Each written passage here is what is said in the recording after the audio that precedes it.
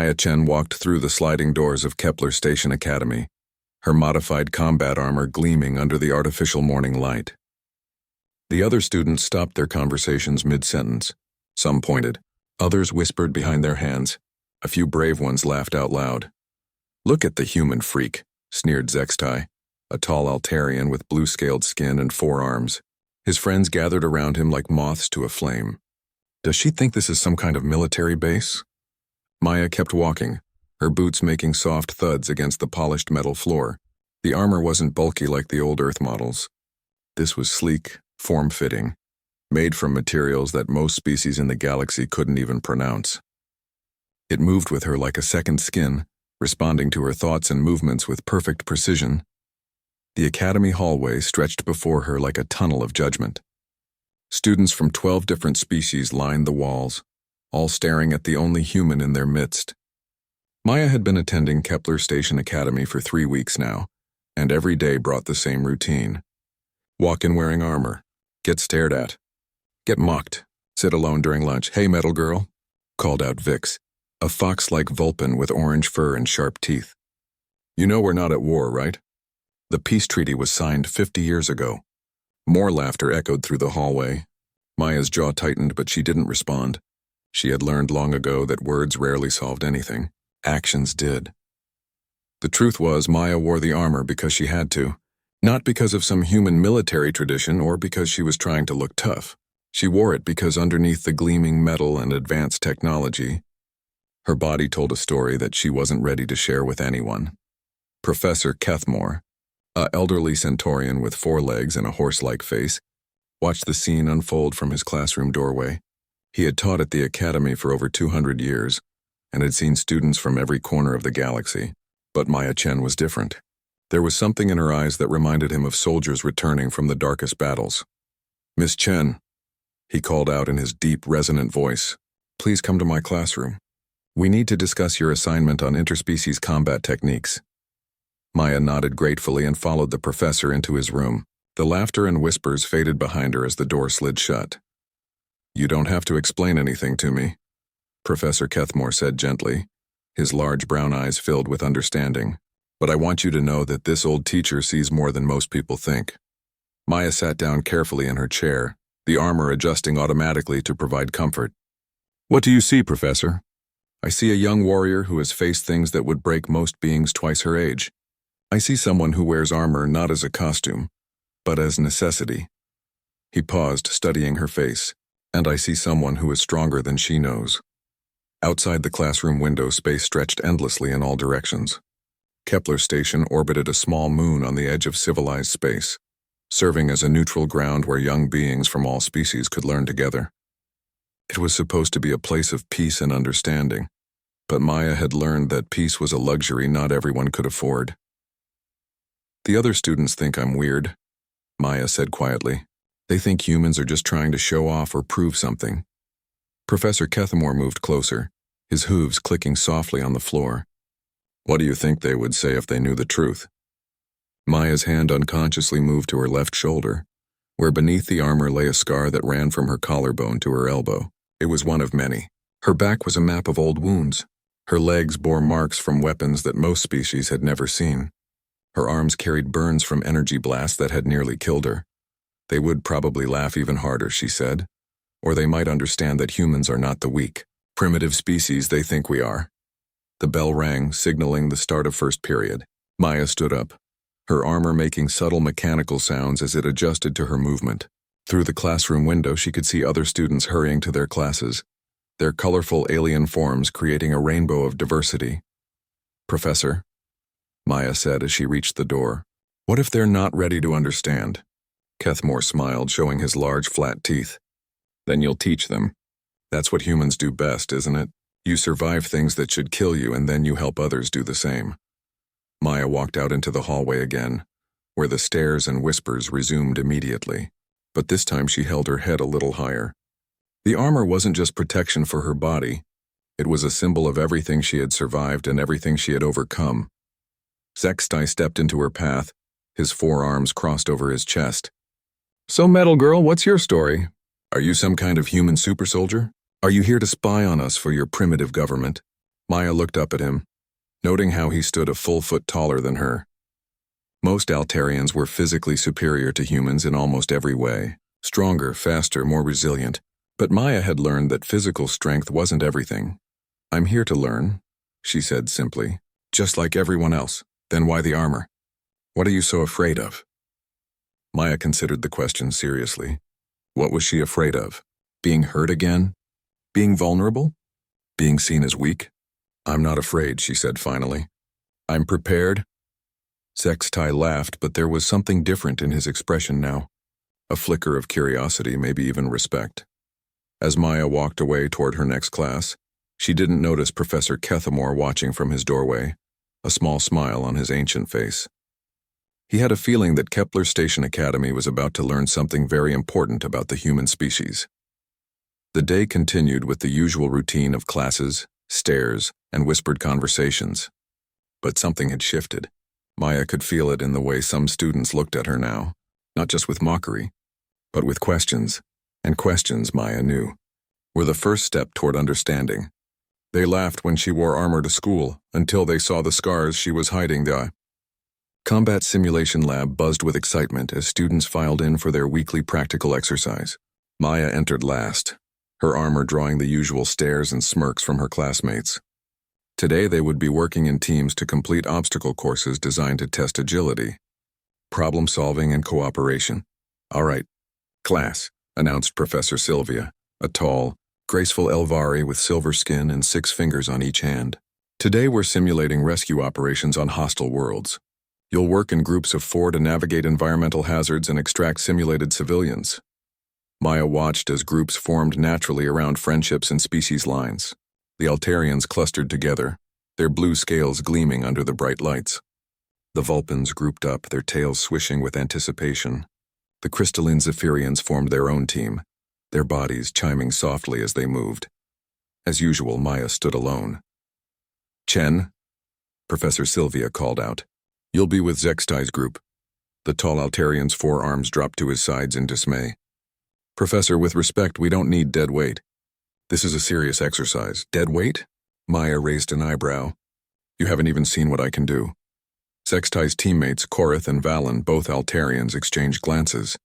They had grown up hearing stories about humans, the weak, slow species that had somehow managed to avoid extinction through sheer stubbornness and primitive technology. "Fine," Zextai said. "But don't slow us down, Metal Girl." The first obstacle course materialized around them through advanced holographic technology. They stood at the edge of a deep canyon with crumbling bridges, acid rain falling from artificial clouds, and robotic sentries patrolling the far side where their objective waited. "Standard Altarian approach," Zextai announced. "We use our superior strength and speed to cross quickly. Korith and Valen will handle the sentries with their natural agility. I'll carry the civilian. Chen can—" He paused, looking at Maya with obvious disdain. "Chen can try to keep up." Maya studied the course with practiced eyes. She saw things the others missed. Weak points in the bridge supports, blind spots in the sentry patrol patterns, and a route through the acid rain that would provide better cover. "That won't work," she said quietly. "Excuse me?" Zextai turned his full attention to her, his blue scales shifting to a darker shade that indicated irritation. "Your plan. It won't work. The bridges are designed to collapse under Altarian weight. The sentries have thermal sensors that will detect your natural body heat. And the acid rain will eat through your skin in about 30 seconds. Korith laughed. "And I suppose you have a better idea, little human?" Maya walked to the edge of the canyon, her armor's sensors automatically scanning the environment and feeding information to her through a heads-up display. "The bridges will hold my weight. My armor has thermal shielding, and I can move through the acid rain without taking damage." "So what, you want to go alone?" Valen asked. "This is supposed to be a team exercise." "No," Maya said, turning back to face them. "I go first and secure the area. Then I guide you through the safe route." Zextai's laugh was loud and mocking. "Absolutely not. No human is leading this team." "Then we fail the exercise," Maya said simply, "because your way will get us all killed in the first 2 minutes." Professor Sylvia watched from the observation deck as tension built between the team members. She had designed this particular course specifically to challenge preconceived notions about species capabilities. The human student was the only one who had immediately identified the real threats. "Prove it," Zextai said suddenly. "Show us you can do what you claim." Maya nodded and stepped onto the first bridge. The ancient-looking wooden planks creaked ominously under her boots, but they held. She moved with fluid grace, each step calculated and precise. When the bridge began to sway in the artificial wind, she adjusted her balance perfectly. Behind her, the three Altarians watched in growing amazement. Maya moved like a dancer, but there was something else in her movements, a controlled violence like a weapon that had been perfectly balanced. Halfway across, the first sentry spotted her. Red laser light swept across the bridge as the robot prepared to fire. Maya didn't run or duck for cover. Instead, she moved in a way that seemed impossible, flowing around the laser targeting system like water around stones. The sentry fired, its energy blast scorching the air where Maya had been a split second before. But she was already gone, sliding under its second shot and rolling to her feet behind a fallen log. "How did she move like that?" Korath whispered. "Humans aren't supposed to be that fast," Valen added.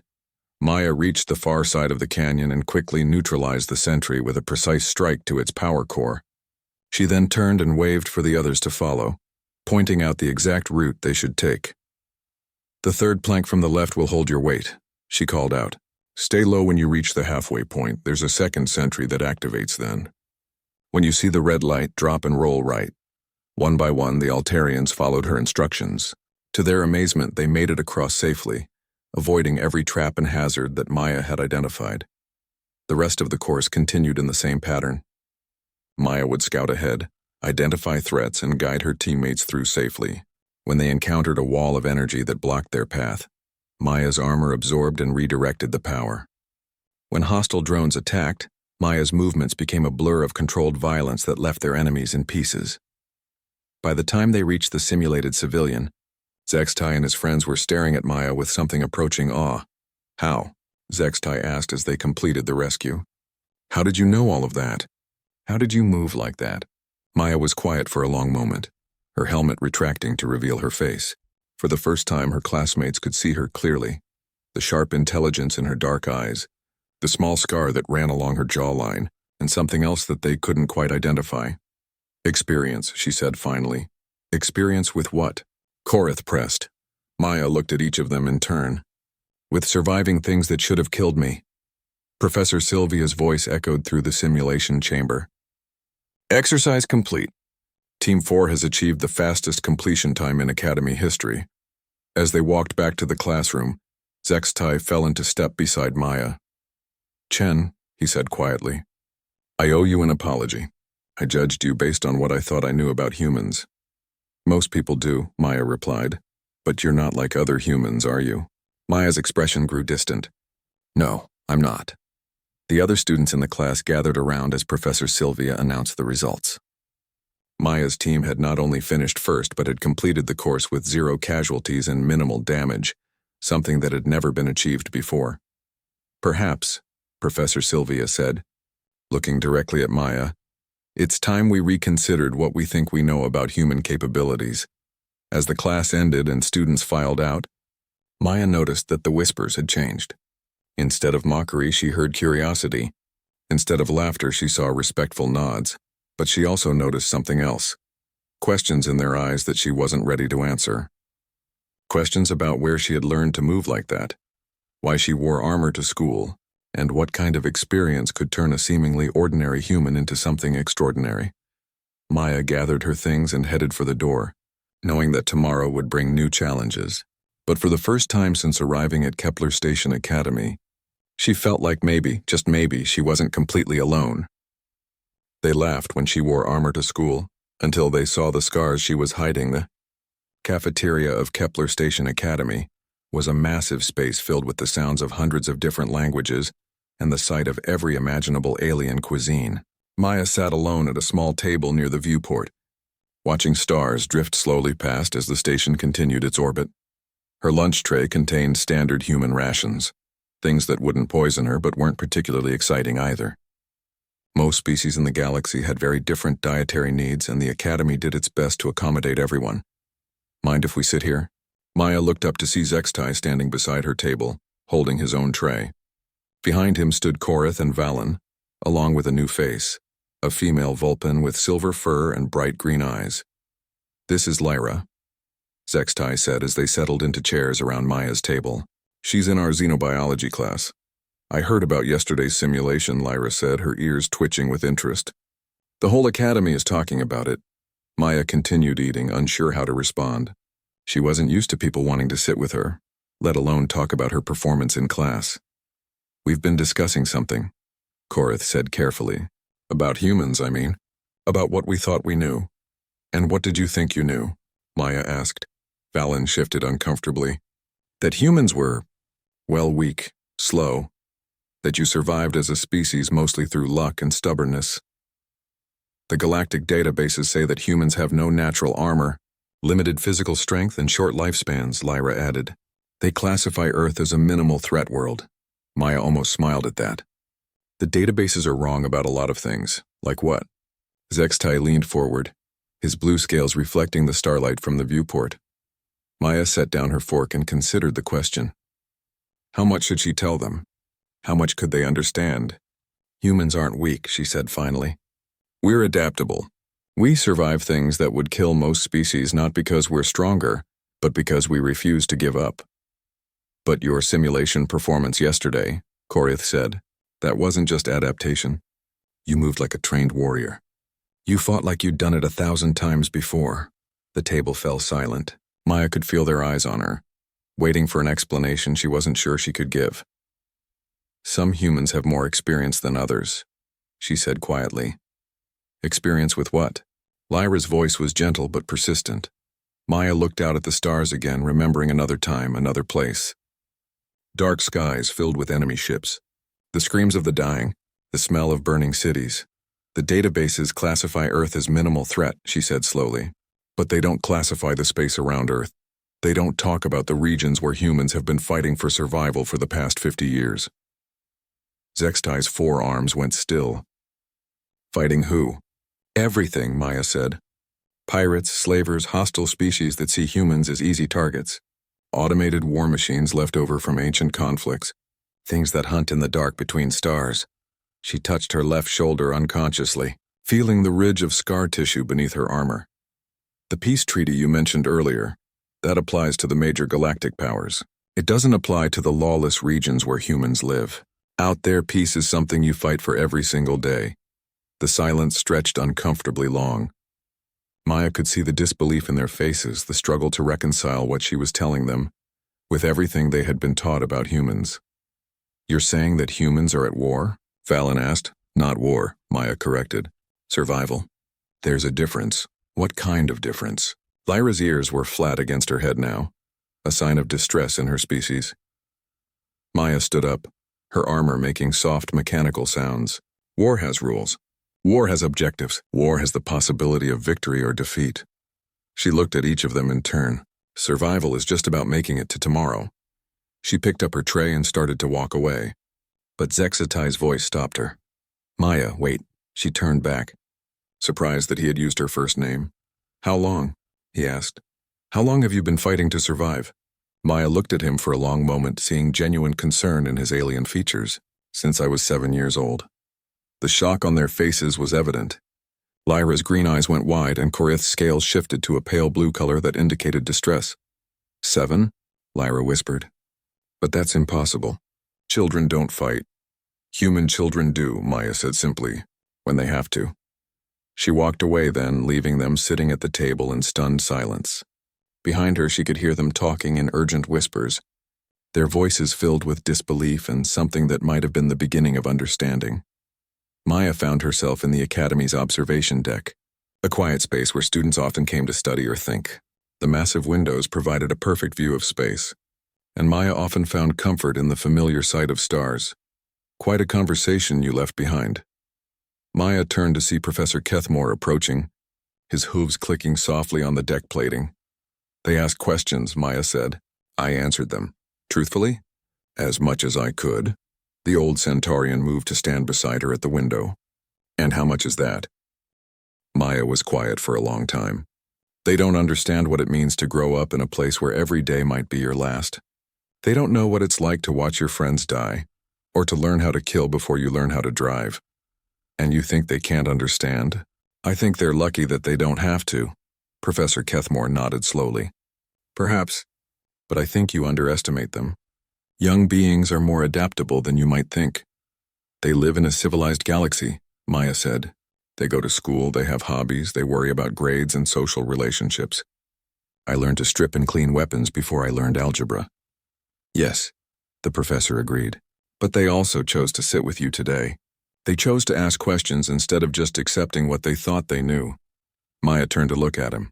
What are you saying? I'm saying that perhaps it's time to trust them with more of the truth. Not all of it, that might be too much, but enough to help them understand why a young human wears armor to school. Through the window, Maya could see a patrol ship passing by the station. It was sleek and modern, clearly from one of the major galactic powers. Nothing like the improvised, battle-scarred vessels that protected human space. They'll think I'm a monster, she said quietly.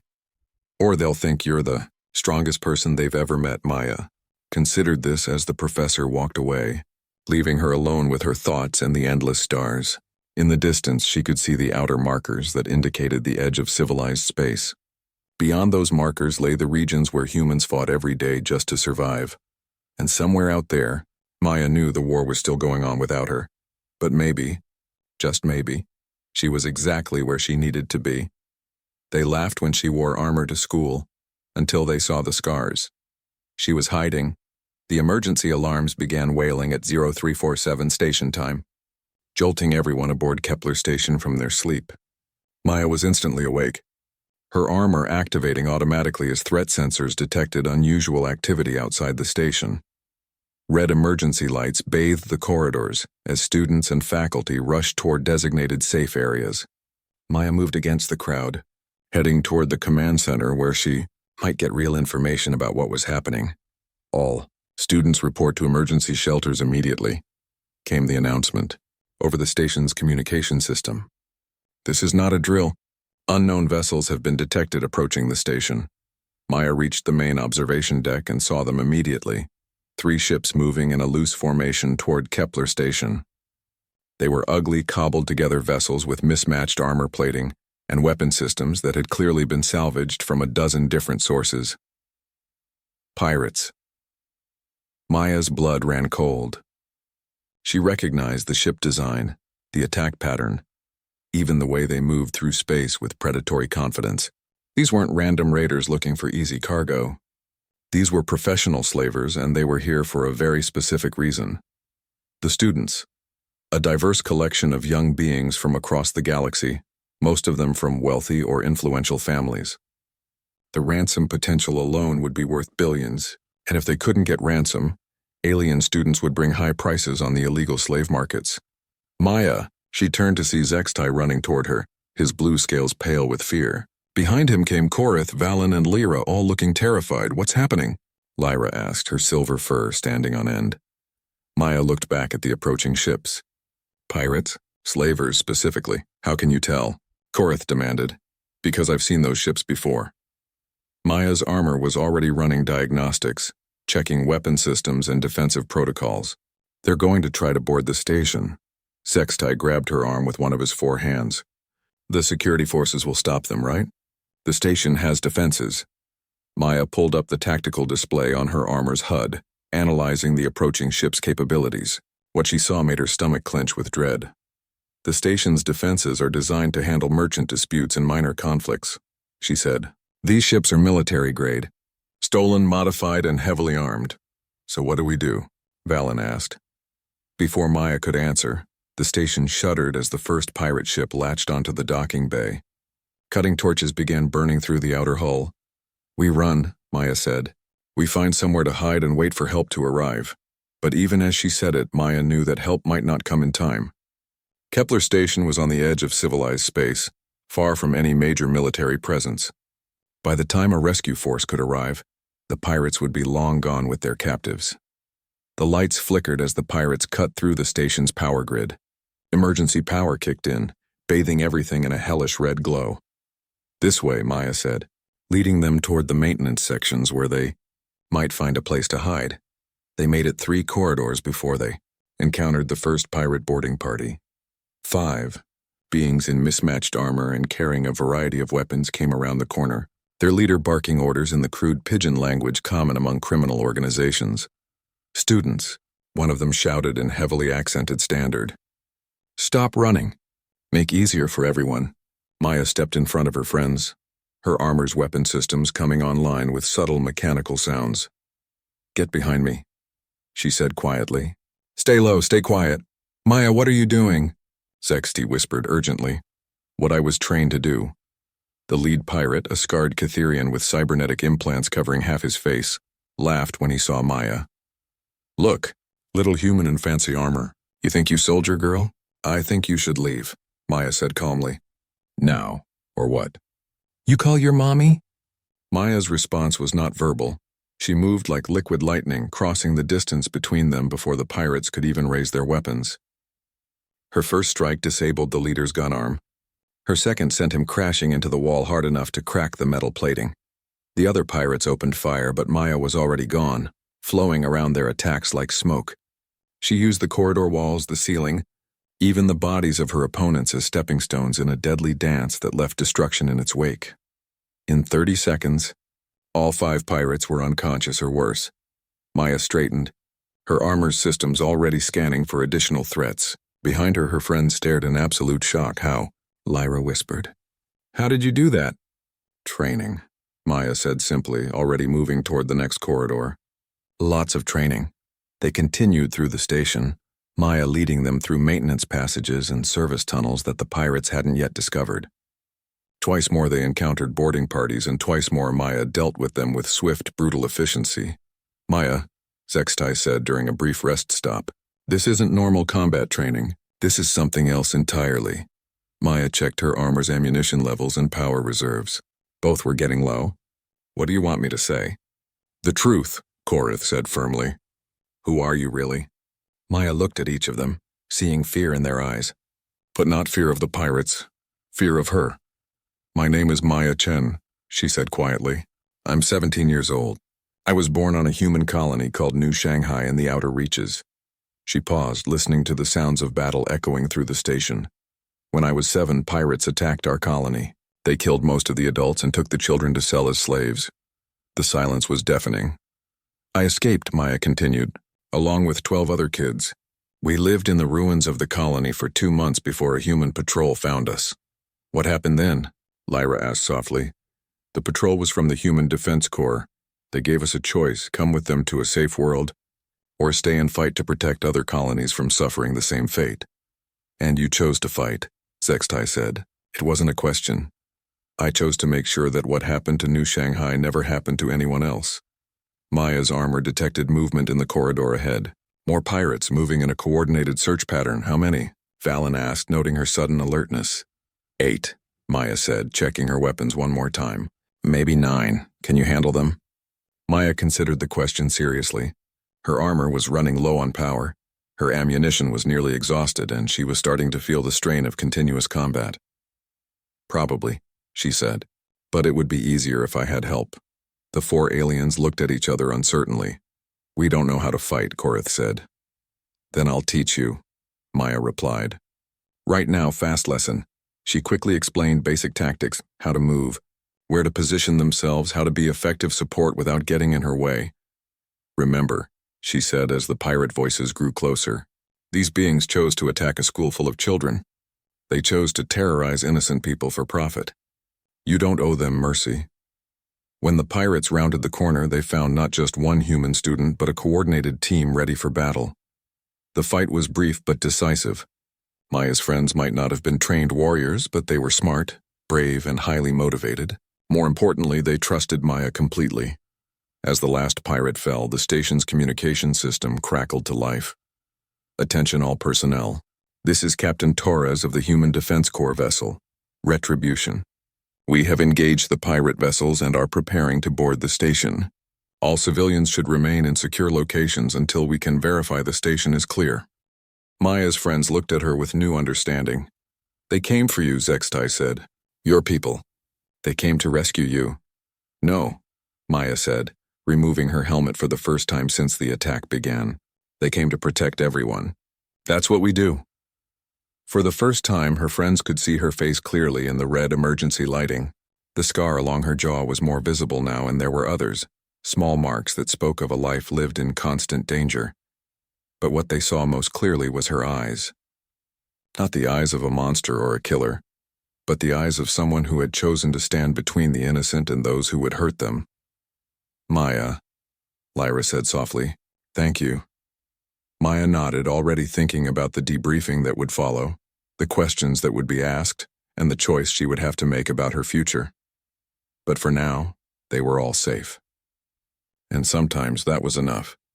They laughed when she wore armor to school, until they saw the scars she was hiding. Captain Elena Torres stood in the Academy's main conference room, her Human Defense Corps uniform crisp and bearing the scars of recent combat. Across from her sat Maya, still in her armor but with her helmet retracted, flanked by Zextai, Korith, Valen, and Lyra. 17 pirates neutralized, Captain Torres said, reading from her tablet. 0 casualties among station personnel or students. Minimal property damage. She looked up at Maya with obvious pride. "Outstanding work, Corporal Chen." The 4 alien students stared at Maya in shock. "Corporal?" Zextai repeated. "You're military?" Maya shifted uncomfortably in her chair. "Was military? I'm supposed to be retired." Captain Torres raised an eyebrow. 17 years old and retired. That's got to be some kind of record. "What happened to her?" Lyra asked directly to the captain. "What did you people do to a child?" The temperature in the room seemed to drop several degrees. Captain Torres's expression hardened, and Maya could feel the tension building. "We didn't do anything to her," Captain Torres said carefully. "We gave her the tools to survive in a galaxy that wanted to kill her. By turning her into a weapon, Korith's scales had shifted to an angry deep blue. By turning her into a protector, the captain replied firmly. "There's a difference." Professor Kethmore entered the room, his hooves clicking on the metal floor. "Perhaps," he said in his calm, measured voice, "we should hear the whole story before we make judgments." Maya looked around the room at the faces watching her, some concerned, some angry, all confused. She had never told anyone the complete truth about her past. Even in the Human Defense Corps, most people only knew parts of her story.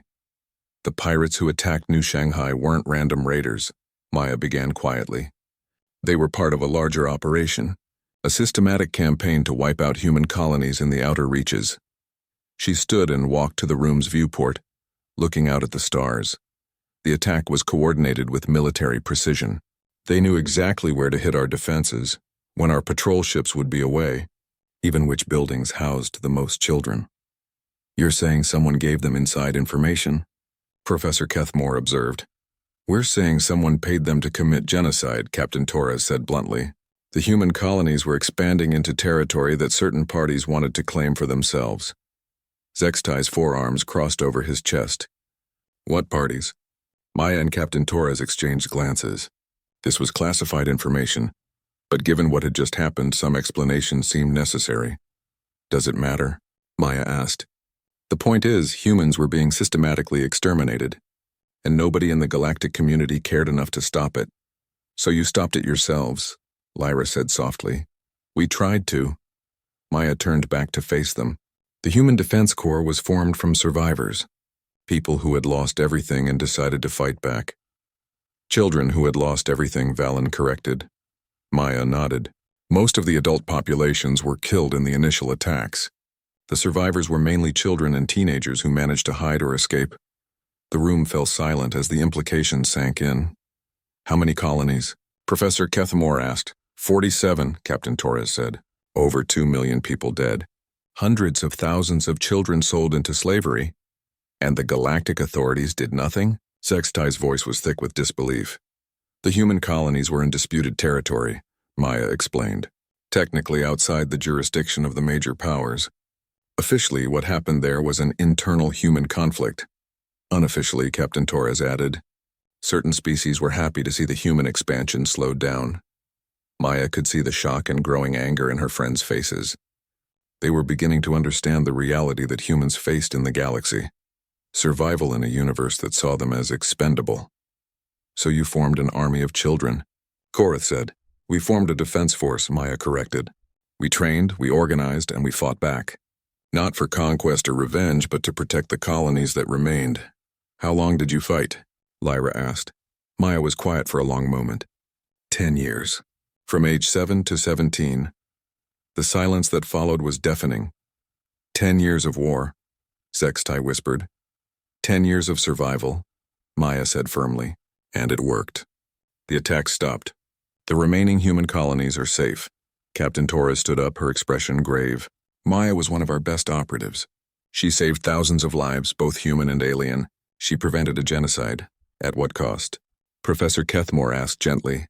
Maya pulled back her armor's sleeve, revealing her left arm. The skin was a map of scars, burns from energy weapons, cuts from bladed weapons, and the distinctive marks of shrapnel wounds. Her friends gasped. But Maya continued, pulling back her other sleeve, then lifting her shirt to show the extensive scarring on her back and abdomen. This is why I wear armor to school, she said quietly. Not because I'm trying to show off or intimidate anyone, because my body tells the story of 10 years of war, and I'm not ready for everyone to see that story. Lyra's eyes were filled with tears. Maya, I'm so sorry. We didn't know. You weren't supposed to know, Maya replied, covering her scars again. I came here to be a normal student, to learn about literature and science and art instead of tactics and weapons, to maybe figure out who I am when I'm not fighting for my life. Captain Torres checked her chronometer. Maya, we need to discuss your status. Command is recommending that you return to active duty. This attack proves that the threats haven't gone away. No, Maya's voice was firm. I'm done fighting. I've given enough. The Corps needs you. The Corps will have to manage without me. Sextai suddenly stood up. Captain Torres, I have a question. Yes? If Maya returns to military service, would she be fighting alone? Or would she have support? The captain looked confused. She would have her unit, of course.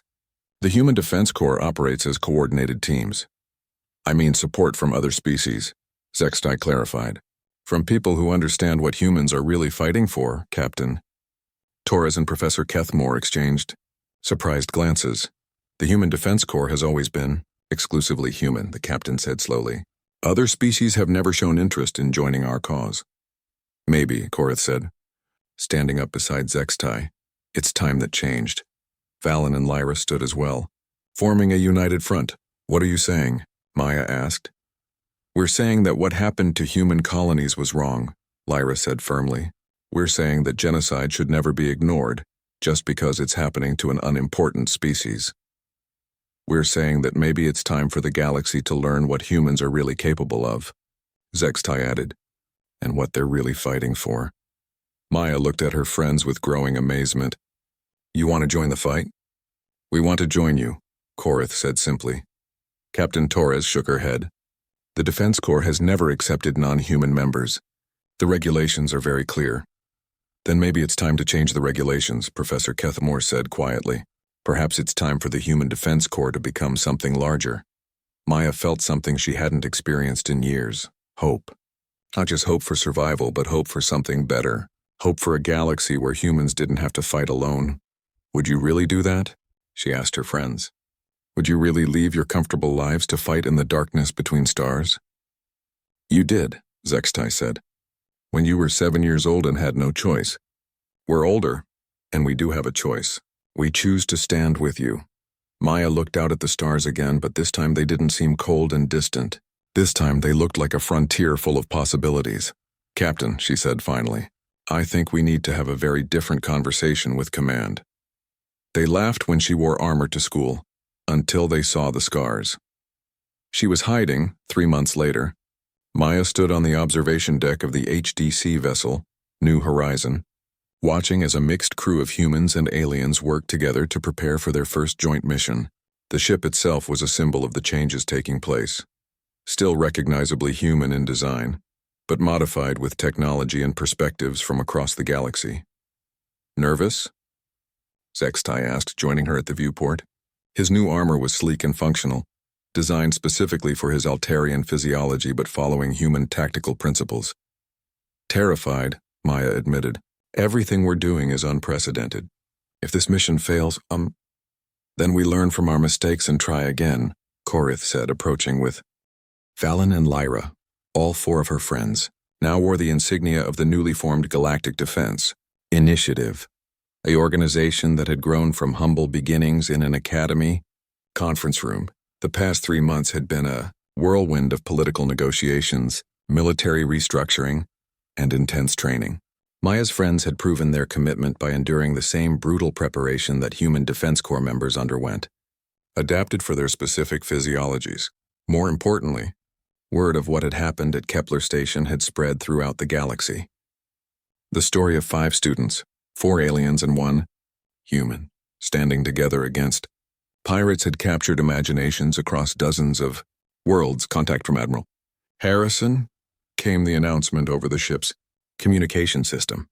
All senior staff to the briefing room. Maya and her team made their way through corridors that buzzed with activity.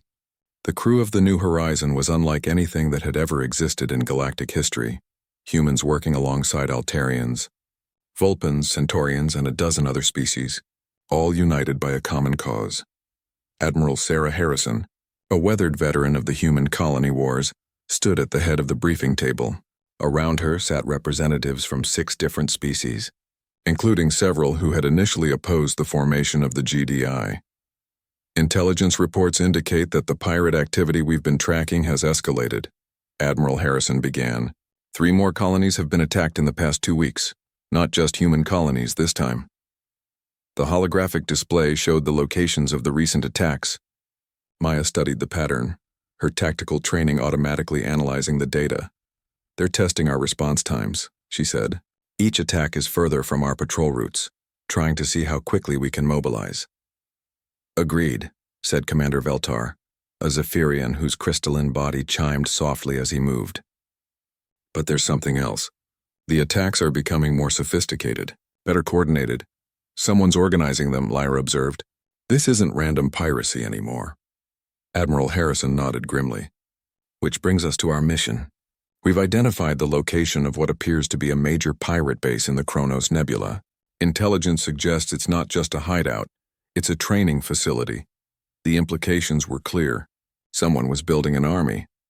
Our objective, the Admiral continued, is to infiltrate the base, gather intelligence on who's behind this operation, and if possible, neutralize the threat.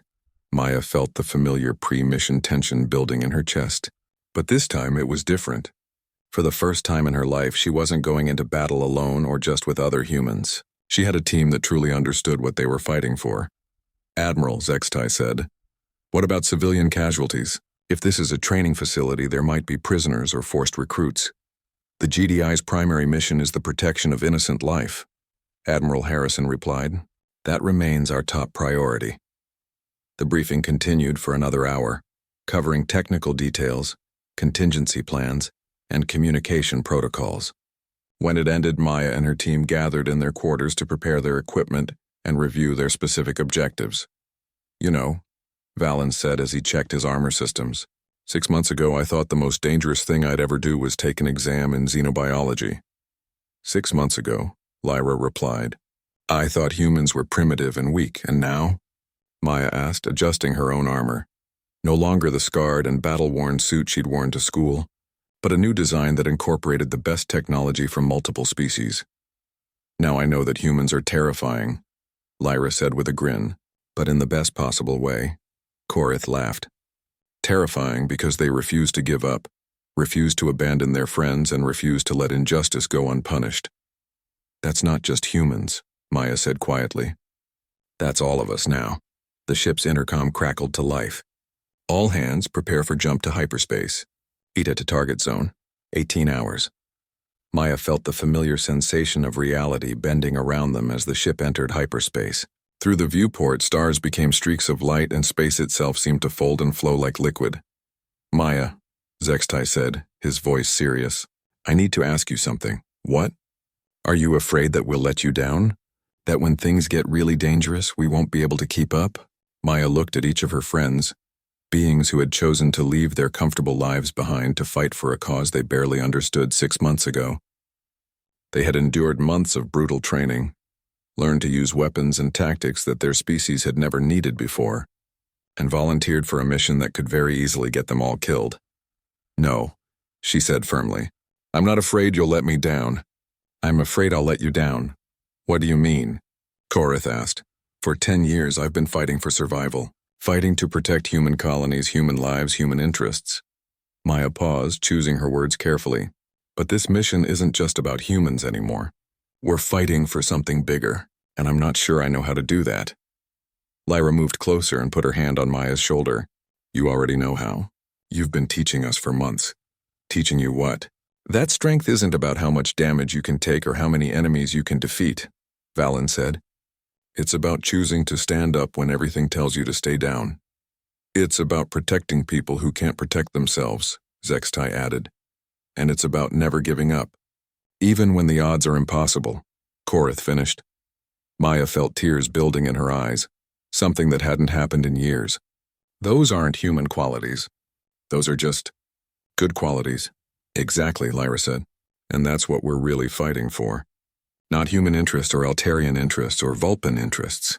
We're fighting for the idea that good people should be able to live without fear. The intercom announced that they were 6 hours from their destination. Around them, the ship continued its journey through hyperspace, carrying a crew that represented something new in galactic history.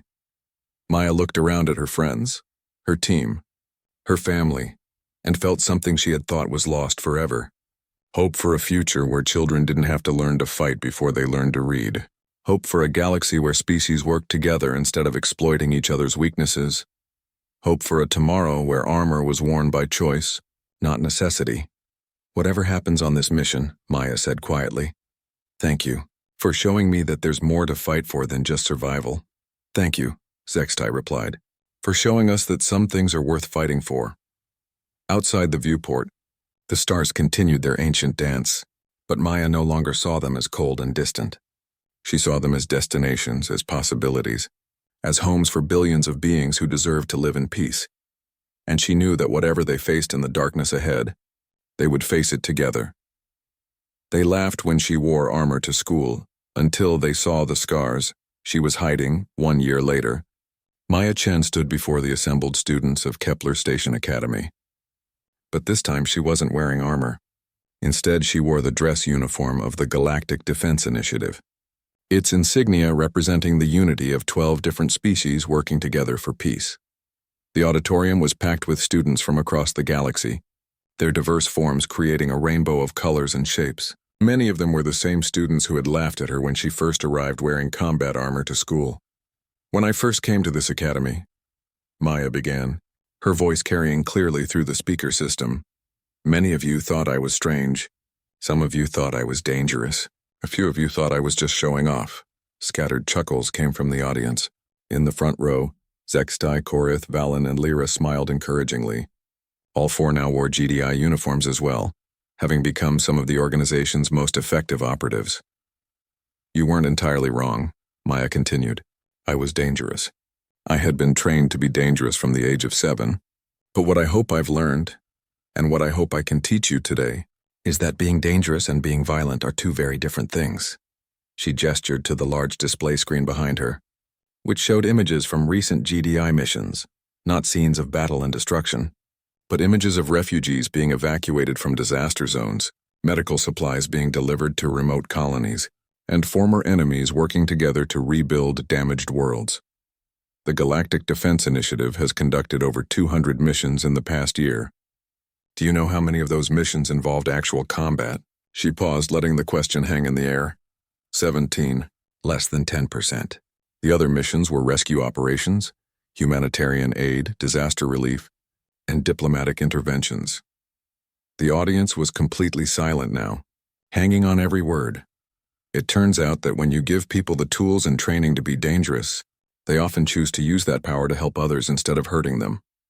Maya walked closer to the edge of the stage, making eye contact with as many students as possible. I spent 10 years of my life fighting in a war that most of the galaxy ignored. I learned to kill before I learned to drive. I saw friends die and enemies surrender. I accumulated scars that tell the story of every battle I survived. She paused, her hand unconsciously moving to her shoulder where the largest scar lay hidden beneath her uniform. But the most important thing I learned wasn't how to fight. It was why to fight. And more importantly, when not to fight. The display screen changed to show footage from the Kronos Nebula mission. the same operation that had revealed the conspiracy behind the pirate attacks. But instead of showing the dramatic rescue operations or the capture of the criminal leaders, it showed something else entirely. This is footage from our mission to the Kronos Nebula. What you're seeing here are former pirates, people who had spent years attacking innocent colonies and stealing children to sell as slaves. The audience gasped as they saw Maya and her team working alongside their former enemies, rebuilding damaged facilities and providing medical care. Some of these people chose to be criminals, but many of them were forced into it. Refugees from destroyed worlds, survivors of attacks similar to the ones that devastated human colonies, people who had been told that violence was their only option for survival. Maya's voice grew stronger, more passionate. When we captured their base, we had a choice. We could have treated them as irredeemable enemies. We could have sought revenge for all the harm they had caused. Instead, we chose to offer them something different. The screen showed images of the former pirates now wearing GDI uniforms, working alongside the same people they had once fought against. We offered them a chance to be dangerous in service of something good. The auditorium erupted in spontaneous applause. Maya waited for it to die down before continuing. I know that many of your species have myths and legends about humans. Some call us primitive, some call us weak, some call us violent and unpredictable. She smiled, and for the first time it was a completely genuine expression of joy. All of those things are true sometimes, but they miss the most important thing about humans and about every species represented in this room. Maya gestured to include the entire audience. We adapt, we learn, we grow, and most importantly, we choose what we become. The display screen now showed current images from across the galaxy, GDI teams working on dozens of worlds, representatives from every major species collaborating on projects that would have been impossible just 2 years ago. The Galactic Defense Initiative now includes members from 47 different species, former enemies working together, former victims and former perpetrators building something better than either could achieve alone. Maya paused, looking directly at a group of younger students in the middle section.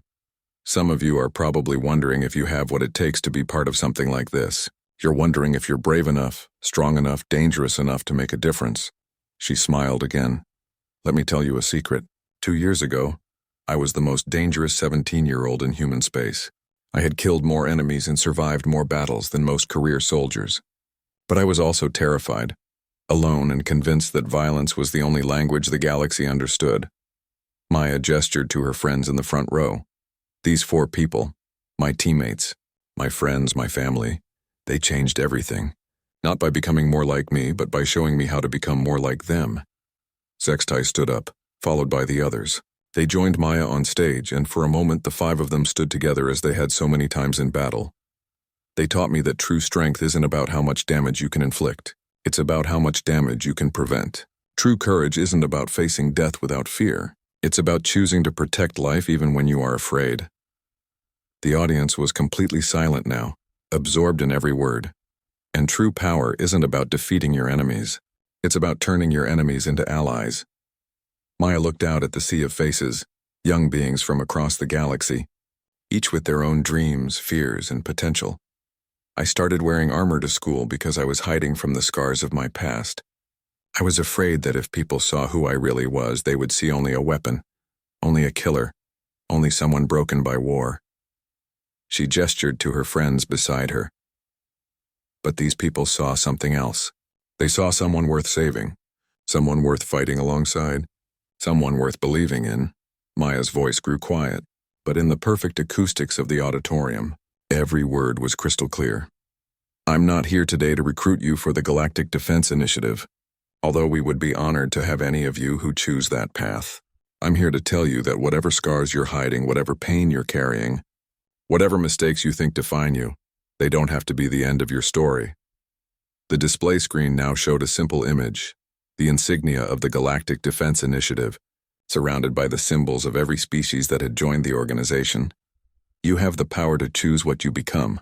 You have the strength to overcome whatever has hurt you, and most importantly, you have the opportunity to use your experiences, even the painful ones, to help others. Maya stepped forward, closer to the edge of the stage. Don't hide your scars. Don't be ashamed of your struggles. Don't think that your pain makes you weak or broken or unworthy of love. Her voice carried across the auditorium like a promise. Your scars are proof that you survived. Your struggles are evidence of your strength. Your pain can become your power to heal others. The silence that followed was profound and complete. Then slowly, a single student in the back row stood up and began to applaud. Others joined, and within moments the entire auditorium was on its feet. Applause thundering through the space like a storm. Maya stood there, no longer the frightened, isolated girl who had first walked through these halls in armor. She was surrounded by friends, supported by allies, and facing a future full of possibilities. As the applause finally died down, Maya spoke one last time. Thank you for teaching me that sometimes the most courageous thing you can do is take off your armor and let people see who you really are. She smiled at the audience, at her friends, at the vast galaxy of possibilities spreading out before them all. And thank you for showing me that when you do, you might just discover that you were never fighting alone. The assembly ended with students from dozens of species talking excitedly about the future, about possibilities they had never considered, about the power they had to make a difference in the galaxy. And in the front row, 4 friends watched their